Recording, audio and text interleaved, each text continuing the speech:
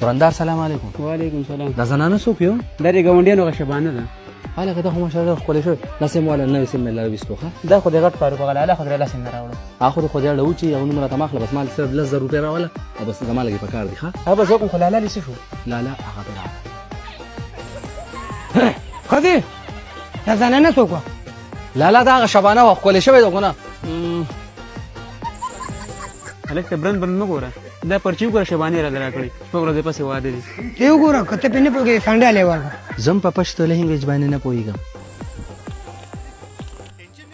شبانې او ما ته کار وکړه. ښه دی دلته څه نشته دی خو د لټر پټر توده ده بازار ولې هغه راوړم.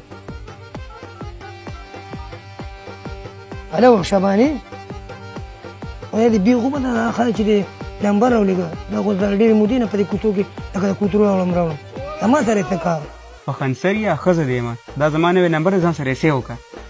بای بای ټاټا ګډ بای گیا.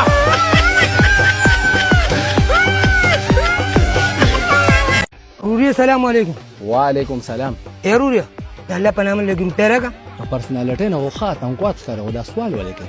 یاره روریا مار زه نه یم چې خاورې وخورم د دې خېټې لپاره خو به څه ناسته کول غواړي که نه. نو خوښه نه چې سورناټې بل مزدورۍ تر وړاندې کړم. ولې مې نه ده زه راځه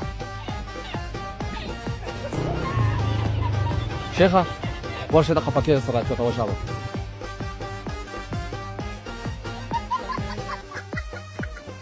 هله شابه دی جي کېناستې. او جي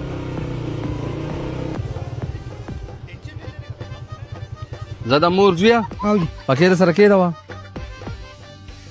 او دا واله ستا مزدوري. حاجي صاحبه خو نور هم دې کاري ما ته ووایه تا دا کار اسان دی زما دا لمبر د ځان سره کړه. زه تا ته دومره بېایمانه ښکار شوم زه به اوس د غل سړي نمبر اخلم. 500 د دې طرفه 500 د هغې طرفه کالم ته ځان رسوه شپږ میاشتې بعد راځه. ولې نغلا پکې راپټ کړو په کیمره کې لکه د مار چجه کړې وه. ای بې ایمانه تا په ما د غلا پکې راوړو. بای بای ټاټا ګډ بای گیا.